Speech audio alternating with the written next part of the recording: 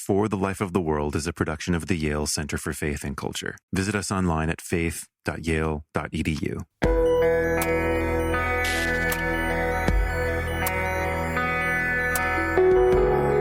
Don't dare think that somehow your conversation with Mary and your interest in her is in competition with your relationship with Christ. You are flirting with heresy if you do not have a doctrine of Mary as Mother of God. The institutionalized art world has done such a wonderful job of alienating so many people from this fundamental hospitality that's part of what it means to be human, is engaging with images in these ways. There's a missing element to churches that don't have images of the Virgin Mary. I say that as a Protestant myself, and I say that confidently as a Protestant because I know of the multitude of Protestant churches that do, in fact, have robust, beautiful images of Mary that add that crucial missing dimension. These are all a seamless whole.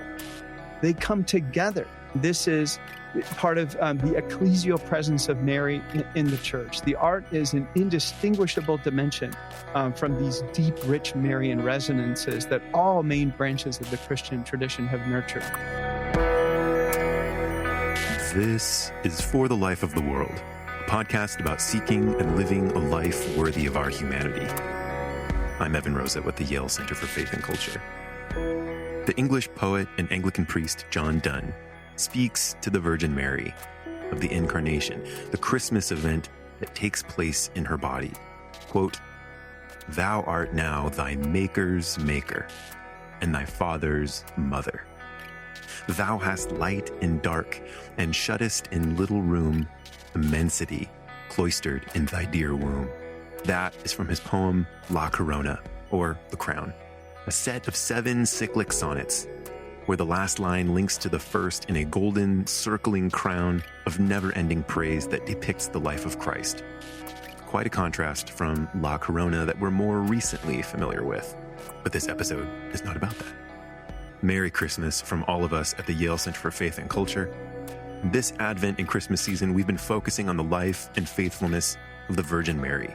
Last week, Eastern Orthodox writer Frederica Matthews Green joined me for a conversation on Theotokos, the birth giver of God, covering Mary's life of suffering faith and bright sorrow from the Annunciation and Incarnation to her witness of the crucifixion.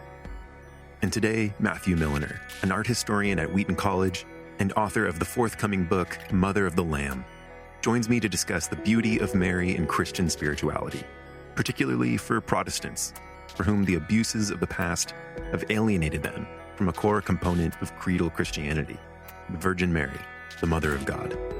In the first half, we discuss iconoclasm against Mary, the struggle of contemporary Christianity with art and aesthetics. He unpacks the woman clothed with the sun from Revelation 12 and the role of Mary in Christian spiritual formation. Later in the conversation, we dive into the feminist objection to Mary and how the Virgin Mary upends the ancient pagan goddess culture invented to maintain patriarchy. We close with an illustration of Mother Maria Skobtsova, whose life and witness in the Ravensbruck death camp during the Holocaust exemplifies how the example and presence of Mary Theotokos today might inform the pursuit of a life worth living. Merry Christmas, and thanks for listening. Matt, thanks so much for joining us on For the Life of the World. My pleasure. Thank you. Thank you for having me. Absolutely. It's Christmas, and we're going to talk about Mary and art and aesthetics. But to frame things up, I just wanted to ask you, in the first place, why sacred art? This is part of the ecclesial presence of Mary in the church. The art is an indistinguishable dimension from these deep, rich Marian resonances that all main branches of the Christian tradition have nurtured. What's the role, what's the use of art and beauty in the spiritual life? Because, well, in regard to Mary, she's not a doctrine. She's not an idea, right? If I had a theory of Evan, right, my relationship with you would be weird, right? And then I competed theories of Evan with other people who know you, and then we got together and talked about Evan. It would just be bizarre. Instead, sounds like a conspiracy, honestly. Yeah. Well, we were going to tell you about it, but that's for another podcast. But the idea being, instead of competing theories, you want the presence of a person. And so it's not about art. You have to take the entire idea of quote unquote art, which is a European invention. I'm not saying it's therefore dismissible in toto, some would, but nevertheless, you just have to remove this idea of aesthetics and art, quote unquote, get it out of the way, pretend it never existed. There were no such thing as galleries and museums. These are all contingent institutions, and say, we're talking about presence. Yeah. That's why the images are important. That's also why in the history of the church, they've been contentious because of their power. They mediate. But we're talking about, think of it as a large family album. You want her around, right? That's the way we need to think about this, is that her continuing presence in the church, she has a ministry of sorts, and images fulfill that, often in an unconscious way. There's a missing element to churches that don't have images of the Virgin Mary. I say that as a Protestant myself. And I say that confidently as a Protestant because I know of the multitude of Protestant churches that do in fact have robust, beautiful images of Mary that add that crucial missing dimension. So that's why it's important that when we talk, it's not, okay, are we done talking about exegesis of the New Testament and theology? Okay, finally, if there's a little room left, let's talk about the art. No, it's not that at all. These are all a seamless whole. They come together. This is part of the ecclesial presence of Mary in the church. The art is an indistinguishable dimension from these deep, rich Marian resonances that all main branches of the Christian tradition have nurtured. And in particular, in the Protestant tradition, the Marian tradition has been especially wild and fervent. People don't no, it hasn't. Didn't Calvinists just rip the images down? Yeah, that's one episode. I could point you to dozens of Catholic episodes where that exactly happened, to say no less of Orthodox episodes. I can direct you chapter and verse to Orthodox and Catholic acts of iconoclasm against the Virgin Mary. And I could point you to, again, that especially wild dimension of Anglican Mariology, of Lutheran Mariology. All of this is feeding into the different streams of the river of Christianity. When someone experiences presence through art, what's going on? At a spiritual level, at a formative level, at a moral or social level? Talk about the role and the use of art in that kind of spiritual context. Well, I sure hope it's not aesthetic evaluation, still less kind of the Antiques Roadshow, like, with worth $35,000. I mean, what are you exactly? It's like people think there's such a frustration when people approach me and they say, "Oh yeah, I don't know much about art, but I'm maybe interested in taking your class." Like, well, what alienated you from this discipline? You are a human, aren't you? You have eyes, don't you? Of course. And you have a gateway into this understanding. Yeah. And so I think we just have to, the institutionalized art world has done such a wonderful job of alienating so many people from this fundamental hospitality that's part of what it means to be human, is engaging with images in these ways. And so we just have to, again, just click refresh on the entire enterprise. And when you look at a picture of the Virgin Mary, of which many art historians have pointed out, there may be more of her than of Jesus in the history of Christianity, you say, this is a part of my faith. And when I say this is a part of my faith, I love to tell this story. But once I gave a presentation on the Virgin Mary at Evangelical Church in town here in Wheaton, and an 80-year-old man came up to me and shook me at the end. He shook you? I was like, oh no, he's going to hit me. He's mad at me. He just grabbed me by the shoulders and shook me. And I was like, see, this is how bad it is. And then the words came out of his mouth. Where has this been all my life? Wow. Where has this been all my life? That's a real missing ingredient. And I'm sorry, it's not owned by certain branded members of Christianity. And they like to sometimes present it that way. Well, she's ours, actually. And the minute you develop a relationship with her, it's just a matter of time before you become one of the two main branches. Of course, it can't. Why are there two? If there's only one, then why are you making me pick? No, the train of her robe is very wide. The great Madonna della Misericordia image, Madonna of Mercy, where her robe covers over the faithful. She's a symbol of the church. She's not just the Nazarene woman.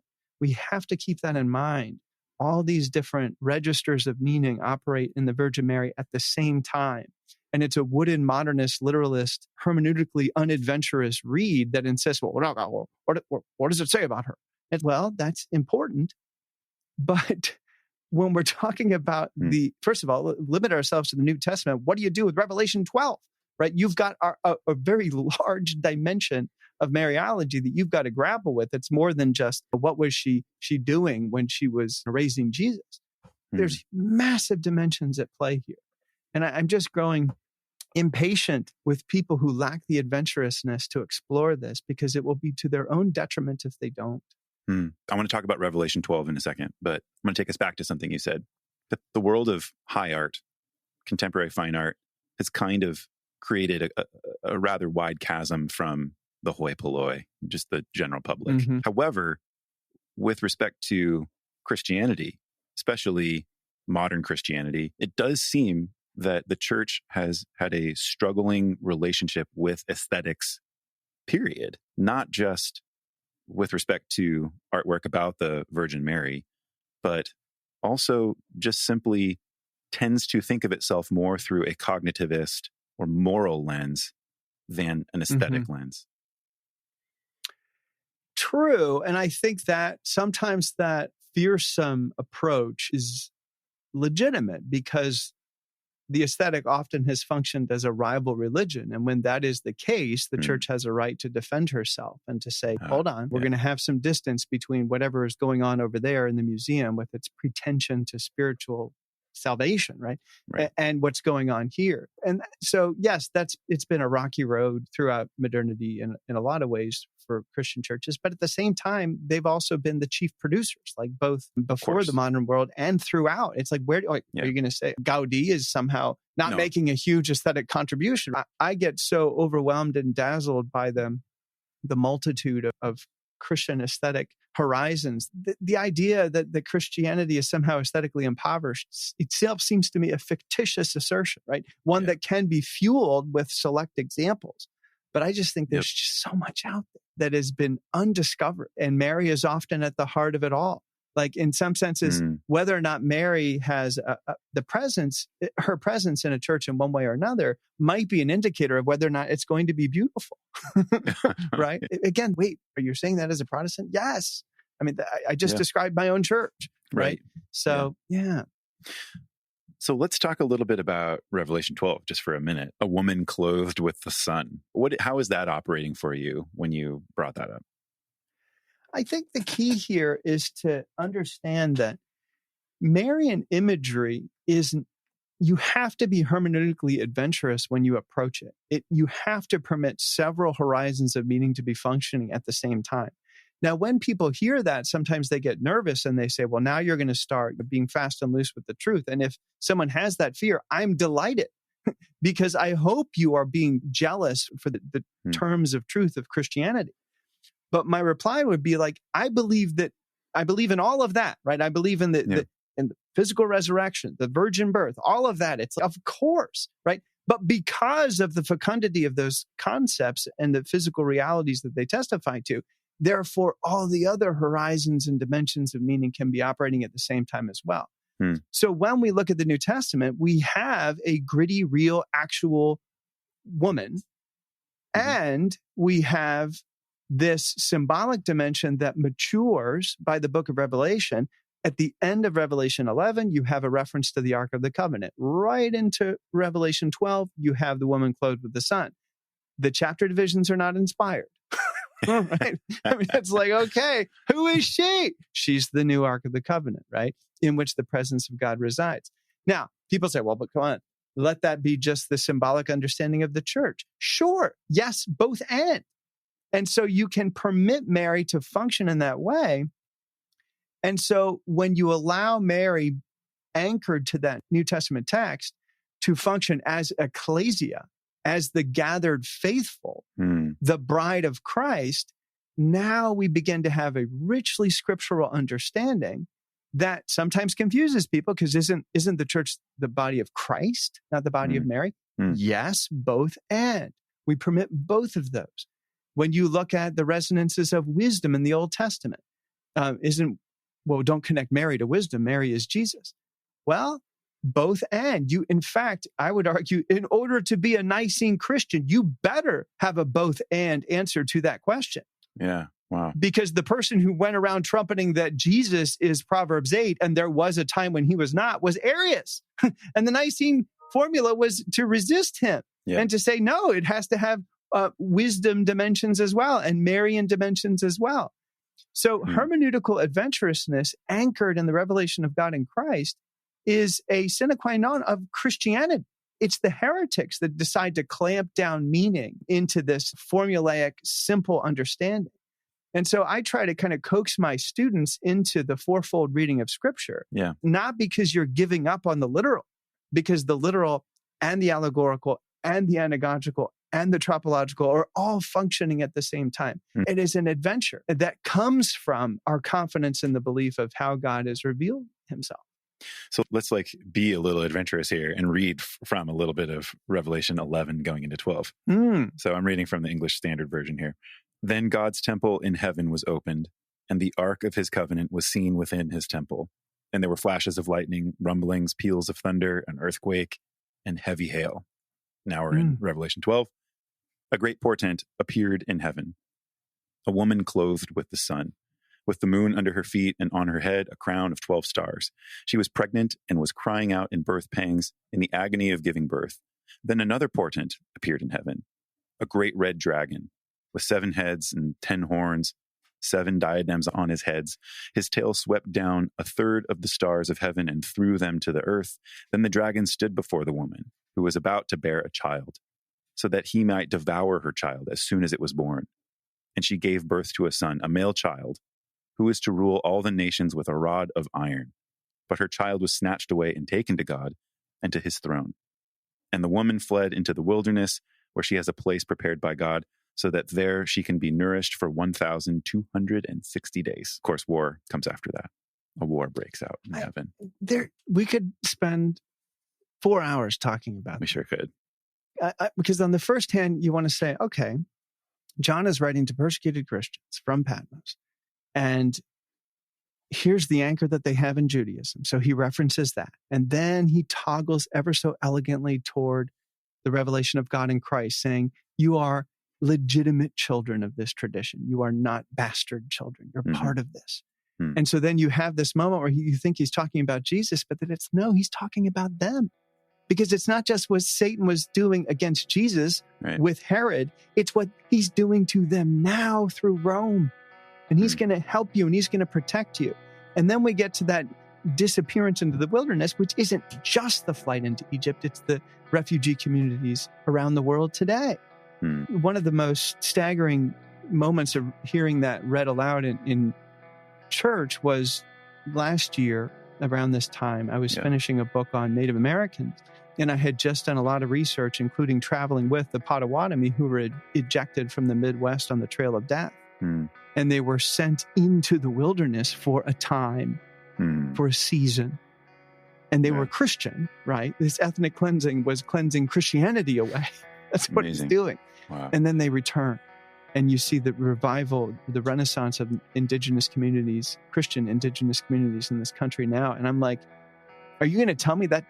Well, no, you can't apply that to Revelation. It's not what it's about. I was like, what are you? Of course it's about that. It's about all of those things at once. We'll be back with more from Matthew Milliner in just a moment.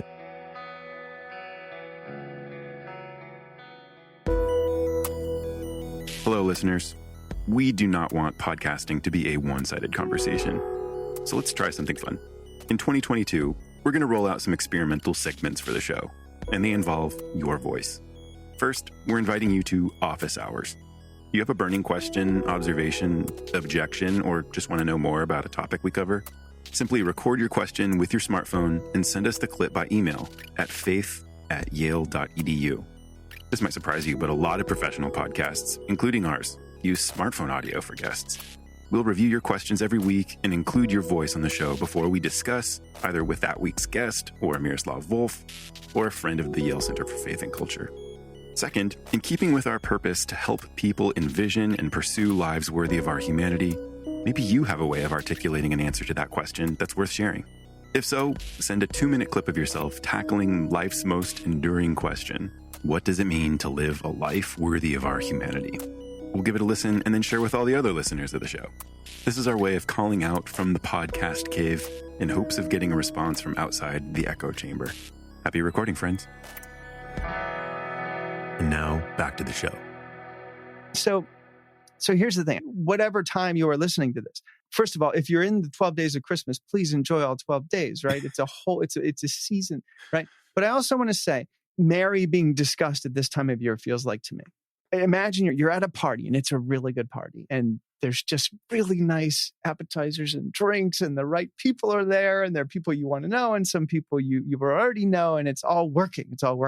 All of a sudden, some person bursts in from the cold, shakes off their jacket and says, hi. And you say, oh, hello, welcome. You kind of make a place for them and just, hey, get him a drink, bring him up. And all of a sudden he says, oh, okay, hi, good to meet her. Oh, wow, this is great. Grabs a handful of pretzels and then says, I got to be on my way. That's what I feel like it's like when people talk about Mary this time of year all the time. I'm like, don't you realize this is a year-long party? Don't you realize we can always be thinking about these, and how embarrassing is it for women who might see in Mary and no, sorry, you only get a little bit of time. Now, granted, Mary is for both men and women, but it's just so important. This is not a seasonal festivity. There's a reason that the Marian festivals of the church, that the Protestants, Anglicans in particular, continue to celebrate and do celebrate today, are throughout the entire year, not just once a year, but in August, in September, in May, in March, right? Right. It's don't leave, sit down, relax and enjoy, and don't dare think that somehow your conversation with Mary and your interest in her is in competition with your relationship with Christ. And I am getting blue in the face sharing this with people, and I'll use the analogy again and again. I have to mix it up all the time, but I'll put it like this. I'll say, the analogy I use with students, I'm like, look, you meet your significant other's parents. And if you turn away from them and say, I don't care about your parents, I just care about you. And the first time you meet them, that relationship is not going to continue. It's over, right? Yeah. That's so offensive. And I just never see, there's just no conflict. It only will enhance your relationship with Christ to develop these other resonances. Yeah. And people say, well, church history doesn't say that. We're talking about an abuse situation in the 16th century. Refresh your feed. Go realize that. Do you realize we're actually in a deep deficit of Catholic Mariology right now? That's where we are. The Protestants are rediscovering her. But Vatican II, according to many, was an iconoclastic act. Vatican II is great. I love it. I mean, it did so many wonderful things. But there are more than a few people who say that, gosh, there was a dimension of Catholic Mariology that was decimated by that council. Now, again, I, as a Protestant, I'm like, anchor it back to Jesus. Absolutely. But at the same time, there's a need for the presence of Mary in the church. It's not a boutique-y, curious, shtick for certain so inclined people. You are flirting with heresy if you do not have a doctrine of Mary as Mother of God. So I think you're right to criticize the fact that Mary only gets to show up at Christmas. And if it's any other time during the course of one's spirituality, there is this kind of discomfort. There's this feeling of controversy around it. It feels like it's a controversy of allegiance or loyalty. And so what I want to ask more specifically is, when it does come to the role of Mary in Christian spiritual formation, what are we talking about? Are we talking about her exemplarity? Are we talking about Mary, pray for us sinners? Are we talking about other kinds of spiritual formation? Yeah. That's a great question. And the answer, I think, is that the table is wide and large in this regard.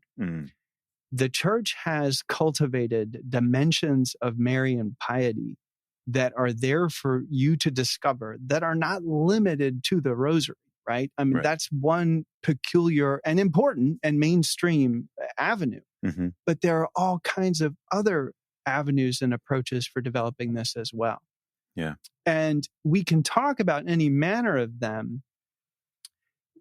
One of the questions is intercession, right? So, of which the rosary is sort of an important but calcified form of that, right? And calcifies is a negative term. I mean, it's a liturgically sealed manner of seeking that. Sure. But one of the questions to ask is that just like I would appeal to an elder sister in Christ to pray for me, can that dimension be part of it? It is so normative in Christian history for that to be the case. And again, I do not see it as in competition with my prayer to Christ. No, certainly not. No. It doesn't have that. The great line of John Henry Newman is that you want to know if Marian piety is in conflict with Jesus. Well, look at the countries that have had rich Mariological cultures. They're the ones that still hold on to Christianity. It's the ones that abandon that. She's a barrier reef of sorts that then the entire Christian culture gets washed away, which is interesting. I'm not saying a Christian culture of itself is necessary, right? I know that has problems too. But I think in the way to think about it, and for me, I'm not advocating certain forms of the Angelus or the Salve Regina, or things of that kind. This is not part of my regular prayer life, although I admire and appreciate that other people do that. No, sure. And that brings us back to the question of art. Yeah. This is, for me, that dimension of Marian piety is essential. And so whether it is an icon at my church or an icon, in fact, innumerable icons in my home. I would expect no less. Yeah, of course. Sanctifies the space in that way. Let's talk about something specific. Let's dive into Marian aesthetics and the history of Marian art. And perhaps one of the best places to start is just a very ubiquitous icon called the Virgin of the Sign. Mm-hmm. And I'd love to have you describe that, but specifically, I think a phrase has been associated with that icon, and it's a womb more spacious than the stars. Mm-hmm. Mm-hmm.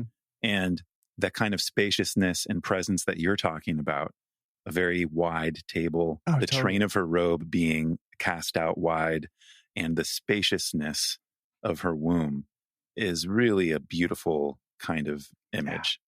So would you take us through some of the visuals there and help us imagine it?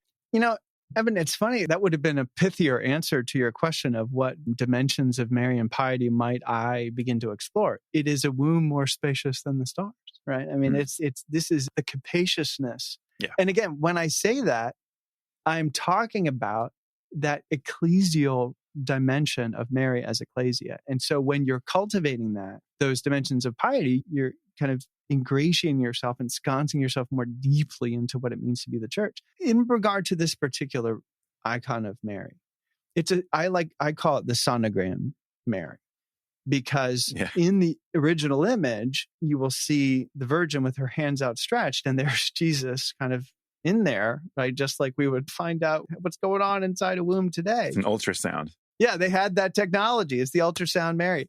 And it's conveying all-powerful deity humbled into human form. Daughter of thy son, right? Dante's line. It's in John Donne.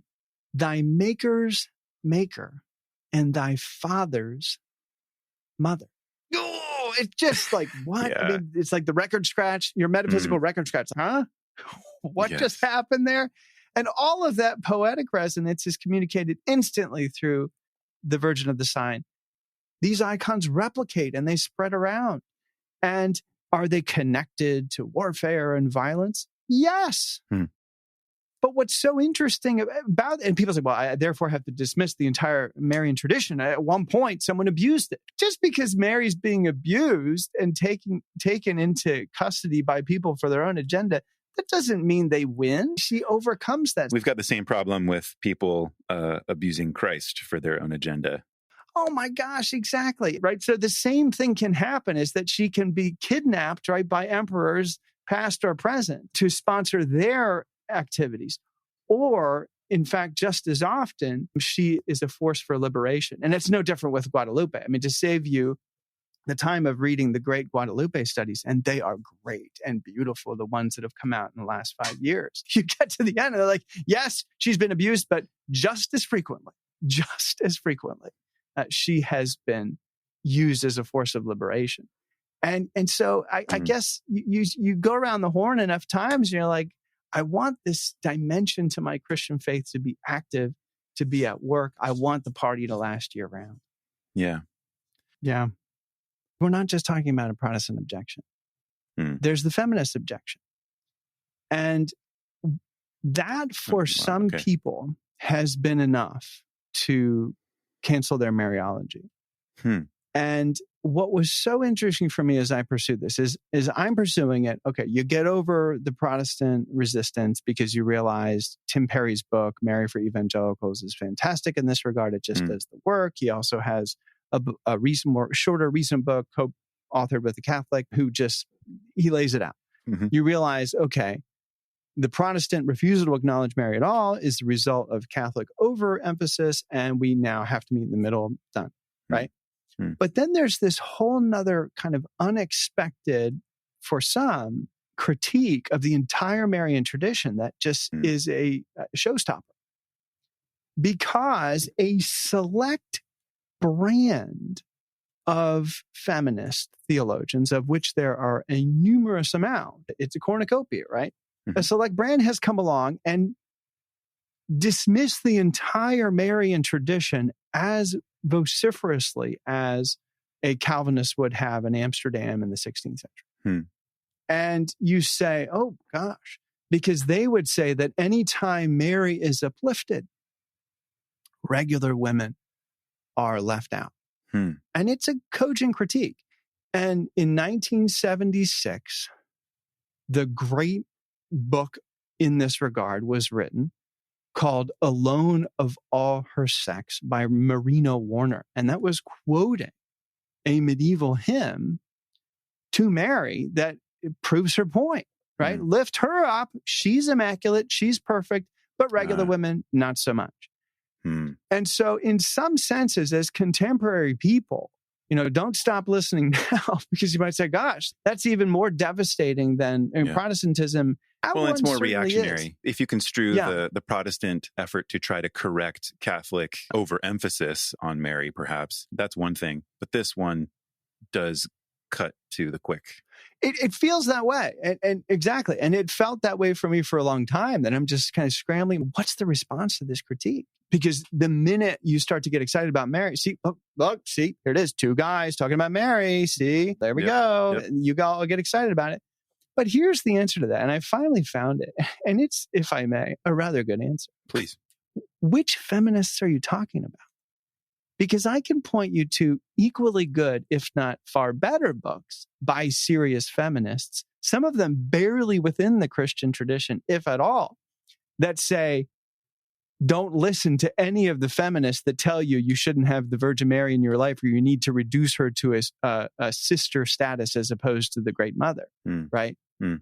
And these books are brilliant.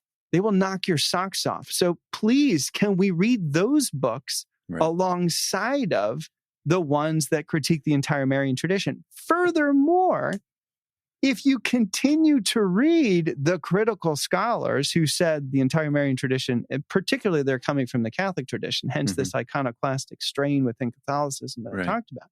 If you follow their careers, they don't stay there. In fact, and I'm in particular thinking about Rosemary Radford Ruether. She had some of those deep critiques of the Marian tradition in her earlier career. And in her book, Goddesses and the Divine Feminine, you want to see a world where women are uplifted in an idealized way and actual women are trampled? Welcome to the goddess culture. And she does the deep dive. And I'm telling you, I'm not saying she's not uncritical of Mary. I mean, she is, but describing Aphrodite and Artemis and Isis and the mythology of the primordial age of the worship of the mother before patriarchy swept in, which is an archaeological fiction that the entire goddess movement is premised upon. And if you want to read a devastating critique, and almost it's just like, oh, Professor Ruther, please just put the gloves back on. It's an evisceration of a fictitiously generated attempt to make room for women in spirituality through this avenue of the goddess, which we know was invented in patriarchy in order to uphold men. Aphrodite functioned in that way. There's no question about it. So the claim here is that the only response to the idealization of Mary to the detriment of ordinary human women is that this goddess culture needs to come in to help correct it and reaffirm femininity. Exactly. And that was what has happened since the 1970s. And it was an attempt to say, well, we know that Christianity just has this bad understanding of Mary because they read Marina Warner. But if we could just go back to the goddess culture, then we would have something honorable that we could look to. And folks, the entire carpet has been pulled out from under that movement. I've finally done the reading. Tikva Freimer-Kenzie is the book here, a University of Chicago professor who just says, let me tell you what was really going on with Inanna. Let me tell you what was really going on with Astarte. And she just combs through it and says, that is the culture of the uplifting of femininity in order to please men and subjugate actual women that the Virgin Mary upended because they couldn't conceive of the fact that the omnipotent God could be in her womb. No goddess had that. Right. Isis is a fourth generation deity. Fourth. You think that's empowering women? But Mary has the first generation God, light from light, true God from true God in her womb, who's dependent upon her for food and breakfast, for goodness sakes. It's inconceivable in a pagan mindset, and it's all of a sudden you're like, no wonder they dismantled the temple of Artemis in Ephesus and built churches in place of her because she didn't provide what people were looking for. And that's why Jesus did. And Theotokos, the mother of God, was emphasizing nowhere in paganism did this occur. So the point is, when someone comes along and says, well, we know that Mary is just to subjugate regular women, I'm like, you're in 1976. You've got to realize, and the big books that I mentioned that respond to the Catholic feminists who want to demote Mary, man, they're good. Sarah Jane Boss, Mary, New Century Theology, argues for a large ideal perspective on Mary. And my favorite one is Charlene Spretnak, Missing Mary. And this is too good. Charlene is a force because she came from the pagan goddess movement. And she was involved in that early on. And she would argue for it. She's like, yes, we live in a patriarchal society. Yes, this was an attempt to move in that direction. But isn't it interesting that their brightest light ended up writing this brilliant book that was lambasting feminist Catholic demoters of Mary and saying, no, we need a cosmic virgin. But not because that was pagan, but because her childhood Catholicism was reactivating in her pursuit of this. I'm telling you, I think it's it may be the best book on Mary I've ever read because it's coming from the wilderness back into the church. In essence, she says, this is what I was seeking by being involved in that goddess movement. And I want to say, what's more liberating, Aphrodite or this Christian tradition that cultivates this Marian piety that is the perfect response to the goddess movement? You're a man that studies Mary, and you wrote this. Because of the mechanics of the Annunciation, that's the angel Gabriel's announcement to Mary that you will be with the Christ child. You say there is no way around the fact that for Christians, the salvation of the world was procured without male participation. Only the Holy Spirit and Mary were required. And you say that this is the hammer that smashes the patriarchy. It is. I mean, here's why two men have to get together to talk about the Virgin Mary. Why? It's because we're kind of bruised a bit. Our egos are a little bruised. The male gender wasn't very involved in this, were we? That's why Joseph is kind of downcast in the corner. And I love the depiction of Joseph in W.H. Auden for precisely that reason. I mean, he's filled with doubt. He's drinking at the bar. He's threatened masculinity, right? Yeah. Oh my goodness. The temptation of St. Joseph is to try to retain one's faith in God and one's faith in one's own masculinity in light of this fundamental truth. Exactly, which is why the goddess movement just tanked in the Wiccan cosmos, right? Show me the salvation of the world procured without any need for male participation. You might say, well, I'm sure I could find something in the Egyptian pantheon. Yeah, I'll tell you what you'll find in the Egyptian pantheon. You're going to find Autumn masturbating the world into existence without any need for a woman. My now, goodness. That's kind of a problem, right? As opposed to, right? I mean, come on. Talk about phallocentric faith. I think it's like, monotheism, please. I'll take one order of monotheism to fix that. And that's what Tikva Freimer Kenzie says. She's like, you have no idea. You want to see divinized sex? That's the pagan world. And it's not pretty, right? And it is the phallus writ large. Listen to this quote. This is quoted in Courtney Hall Lee's book, Black Madonna, recently came out. And it is an astonishing book, a womanist look at Mary of Nazareth. In this book, she quotes Sojourner Truth as having said, "Where did your Christ come from? From God and a woman. Man had nothing to do with him." Wow. And so when Sojourner Truth says that, now she may have read Maximus the Confessor and got it there, right? You can find it in ancient Christian sources. But my guess is she just read the New Testament and put two and two together and said, yeah that seems to be the recipe for the salvation of the world, according to this Bible that you're giving me. And I'm going to embrace it in all of its truth. And so that's why men have to gather together, because we're just so downcast from all this.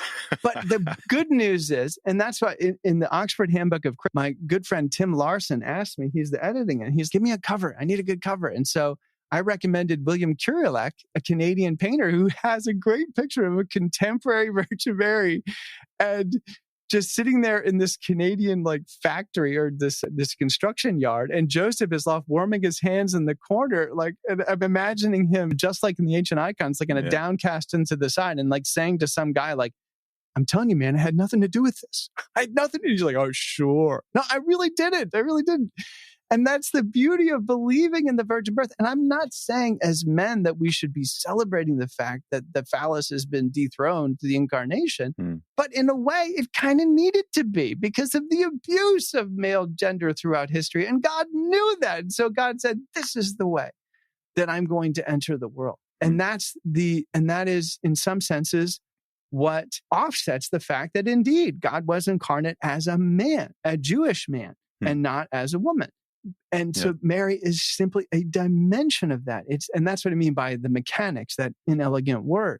And then people say, well, then isn't that awful? Because now you only have a male incarnation, which privileges the male sex. And well, but Jesus rose from the dead.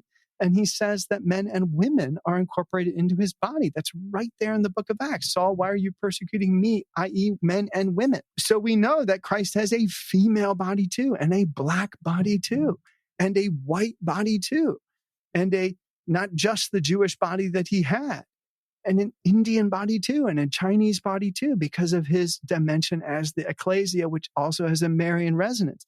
So welcome to Christianity. You stayed long enough, your mind's going to be blown again. And it's all part of holding on to the Christian essentials. Nicene orthodoxy is where you get all this stuff. Once you start tinkering with that, it starts to get uninteresting, I think, because then you no longer have those rich dimensions of mystery. And then to honor us again, right? Because we bruised masculine egos need to be coddled. And we can be Marian too, because more than a few great saints, whether Jeremy Taylor in the Anglican tradition or Meister Eckhart in the Catholic tradition, or Simeon the New Theologian in the Orthodox tradition, all insist upon all of us operating in a Marian way, to say nothing less of Paul, right? Yeah. I am grieving until Christ is formed in you, right? The birth pangs that Paul goes through, and we're all intended to nurse Christ, to give birth to Christ in a metaphorical manner in our lives. And that goes for men as well. So men also can be Marian. In fact, we must be Marian if we're going to be Orthodox Christians. And so the symbolic register of Mariology is so crucial. And we immediately migrate on into the theological horizon when we start thinking in this way. Let's imagine that somebody listening to us is saying, gosh, I don't have enough of a Marian dimension to my Christian faith in one kind or another. And let's imagine that they'll say, I'm not ready to pray the rosary all the time. And frankly, neither am I. It's not my main go-to way of. And so they might say, but I'm interested in this artistic side of things. I want to bring that in. Well, immediately you're faced with this overwhelming amount of Marian data that's available to you through Google Art Project, to say nothing of going to museums. You're just like, you're overwhelmed. You're like, sure, you can make an argument that it's an answer to pornography. It's an answer to the exploitation, right? It's the response to Aphrodite's past and present with these wonderful images of the Virgin that contained the entirety of Christian orthodoxy. When you study theology long enough, you go through the 3 Bs, right? Karl Barth, Hans Urs von Balthasar, and Sergius Bulgakov, right? In the sense of not necessarily to agree with everything they're saying, but if one really rolls up your sleeves, get your hands dirty, wants to figure out, like, what do the minds who had the resources and the education and the training and the time to really hurl themselves into these questions freshly, these are horizons one must contend with. And in so doing, you invest so much time and money in these books, in investigating, that I understand people who are like, I don't have time for that. Fine. Here's what I've learned. Having gone into the 3 Bs, I come out on the other end. It's all immediately conveyed in the nuances of classic Marian icons. I really mean that's the argument that I'm attempting to make. So you're saying that this really wide-ranging, wide spectrum of theology is accessible in Marian aesthetics. Not only that, but the errors avoided. Wow. In other words, if Aquinas begins the Summa by saying there's a reason that Revelation happened the way it did, because then otherwise it would be only available to smart people, and after that with many errors, I think that's a reason why theology is better communicated through images in so many ways, because the missteps are harder to make. And I know most people say the opposite, right? Images are the things that get us in trouble. They can't. But if you get the right Marian image, I'm telling you, it's going to work. Tell us a little bit about those then. Tell us like how that richness comes through. Well, and so that's the thing. What I mean in this regard is, so when someone says, okay, so I'm interested, okay, you got my attention. I want to incorporate my Marian element of visual devotion into my life. And I'm faced with the enormity of art historical responses to Mary that are just, there are too many to choose from. And so where does one go? I mean, to say nothing of buying classical pieces of art, which are tens and hundreds of thousands of dollars. The answer to that is the tradition of icons. Because just like when you go to church, if you do, nobody says, all right, now I'd like you to sing the Ave Maria as a congregation. Nobody does that. There's a virtuosic level of performance required. I learned this from Gordon Graham, my seminary professor, of a real great piece of music like Handel's Messiah that's not intended for congregational singing, right? Congregational singing is something that I, as a non-trained musician, can participate in without needing to have that virtuosic level of talent. So I want to say from the get-go, like, just eliminate all of those great virtuosic pieces of Marian art history, past or present. And the equivalent of the hymn is the icon, a tested image that's been around for hundreds and hundreds and hundreds of years. And that has been refined, and that people over time said, there's something right about this one in particular. So if you decide I'd like to have an icon in my home, and if you can afford to commission an iconographer, wonderful. If you can't, you go with one of these other options. Then you say, well, okay, fine. So which one do I pick? And let's just choose the one for this particular season. Christmas. We have 12 days to celebrate this. And there's just something wonderful about the classic nativity icon. And when you look at this, you've got, again, Joseph in the corner to illustrate everything we just talked about. And then you have this dome that is overarching the scene. And that, to speak in Charles Taylor terms, right, that's the immanent frame, right? That's the cosmos as we know it. And it's shattered. Thank you very much. It's shattered. By what? By the light that comes from outside. In other words, the Kantian universe has been pierced. And God has revealed himself and said, this is how I choose to come into the world. And there you have the Virgin Mary, and she is almost looks seed-like when you look at these icons. She's on her side because, thank you very much, I mean, she just gave birth, right? And there's Christ, and the donkey and the ox are there symbolizing both Jew and Gentile. In other words, the book of Romans in one shot, right? Boom, right there. And then you've got the Magi sometimes off in the distance to symbolize all corners of the earth, to symbolize most in particular the Assyrian Church of the East, right? The expansion of Christianity all the way to the Pacific Ocean by like the 5th century, folks.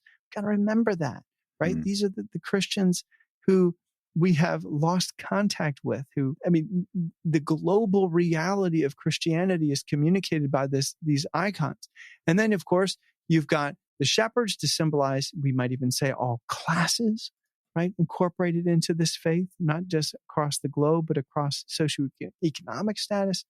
And all of it is communicated just by meditating upon it. And then you have this cavern, not some sweet little stable, but a cavern, a cave. And folks, it's the cave of your own psyche as well.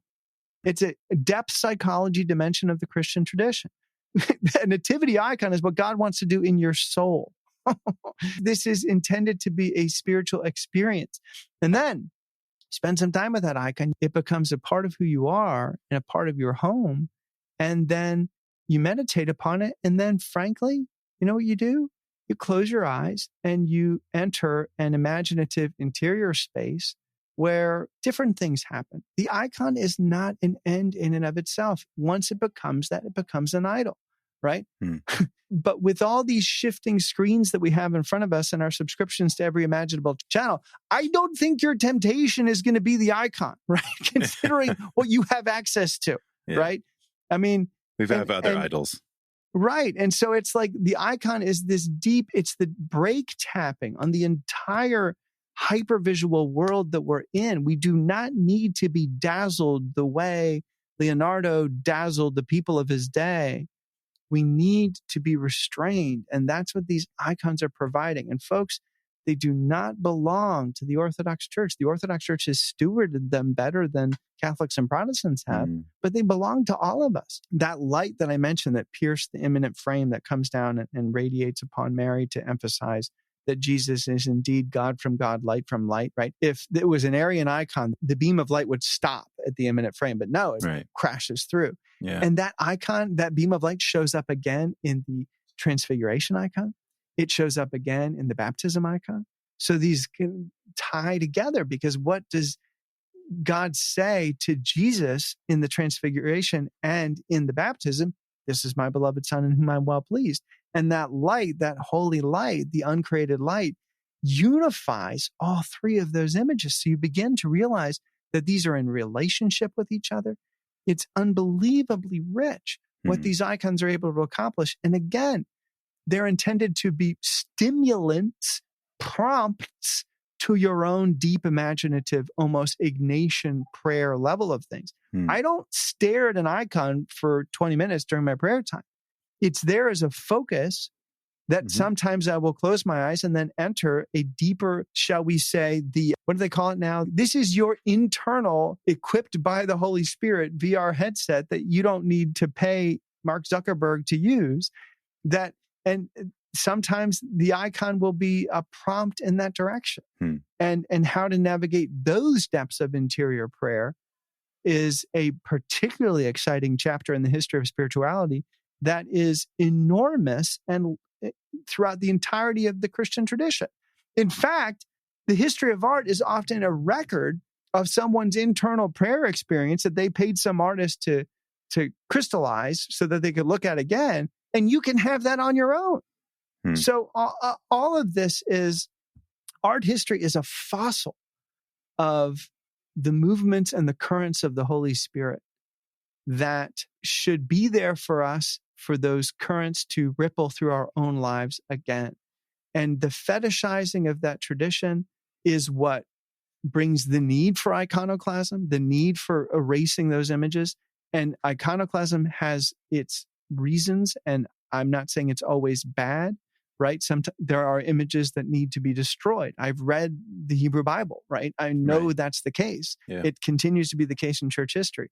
But at the end of the day, these images are invitations, literally gilded invitations to you to enter into the gift of God who has implanted himself within you in your baptism. And he's like, well, join me here. And if that sounds Marian to you, in relationship with Christ within you, welcome to the faith. It's beautiful. But how do you see Marian aesthetics helping us pursue lives that are worthy of our humanity? In his latest book, Looking East in Winter, Rowan Williams meditates at length, thanks to some dissertations by some of his students that were done in this regard, on the life of Maria Skobtsova, the great Russian Orthodox canonized saint of the 20th century who died at I believe, the Ravensbruck concentration camp. And she is the answer to that question. Because what she came to conclude after having, for goodness sake, served as a mayor during the, Bolshevik Revolution. I mean, she went through so much as Russia is being ripped apart in ways that make whatever's happening to our society look like a tea party, right? Wow. I mean, she really goes through the apocalypse, the end of her world. She ends up in Paris. She had 2 marriages that did not work out well. And ultimately, she became Mother Maria, became a nun, and she just recklessly served the poor in Paris. And when they came hunting for Jews, she, at her monastery in Paris, when the SS took over, when the Nazis took over, they would bang on the door. They'd say, "Are there Jews here?" And she would point to an icon of the Mother of God. Yeah, right there. And ultimately, they got her and they shipped her off, and she died a harrowing death serving and being a light of Christ in this death camp. And she died when the gunfire of the liberating Russians was in earshot. So she is your female Dietrich Bonhoeffer, except Bonhoeffer had it easy in comparison. I mean, I know that's a big statement, but you look at her life and how difficult the end was as she was being slowly starved to death and worked to death and beaten to death as an older woman. And so, but you might say, well, what does that have to do with Mary? Mary was her model for charity. Mary, for her, functioned as the church operating in selfless love with no desire for gain.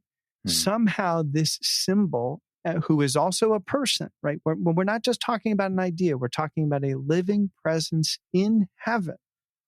Mary functioned for her as the epiphany, as the illustration of selfless love. And some people might say, but is it Protestant? And I want to say, folks, yes. Let me explain to you. Here's what Rowan Williams says. Quote, "The Marian sense of being overwhelmed from outside by the presence of the other's pain is one of the things that displaces the ego and its self-oriented projects, including the self-oriented project of doing good or serving the neighbor." Wow. It just has the fingerprints of unmerited grace all over it.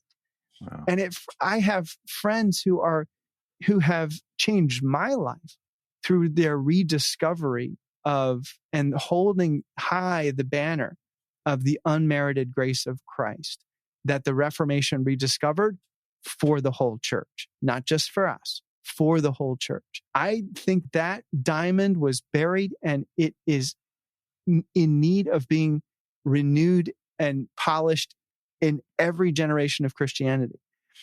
And what's so interesting to me is that somehow when you talk to people who rediscover that, you talk about the Virgin Mary, they don't, but that's going to get us away from unmerited grace.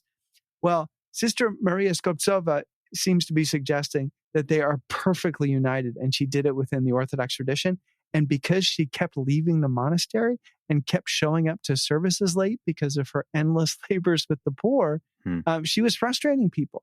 She kept saying, my monastery has no walls. My monastery is wherever the poor are. I mean, she puts Thomas Merton to shame in her dissolution of the boundary between the monastery and the world, which Merton did such a wonderful job of erasing. And all of it, according to Williams, is possible because she never was looking to keep the score. When you see someone whose Marian piety acts in that fashion, without any need for record or merit or accomplishment, you say, now the great streams of the church are coming together, both the Protestant stream and the Orthodox stream and the Catholic stream. We have to be drinking from all of these waters because, to put it bluntly, from what's coming at us, which doesn't look pretty, we're going to need all of these depths to make it through. There's the great line that the Christians of the 20th century will be either mystics or they won't be Christians at all. And that applies doubly or triply to the 21st century as well.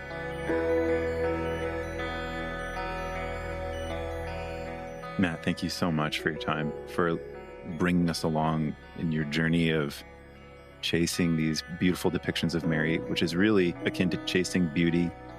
It's akin to chasing down justice, chasing down humility, offering this really spacious womb, more spacious than the stars, along with a long history of Christians inviting us into that space. Thank you. Thank you, Evan.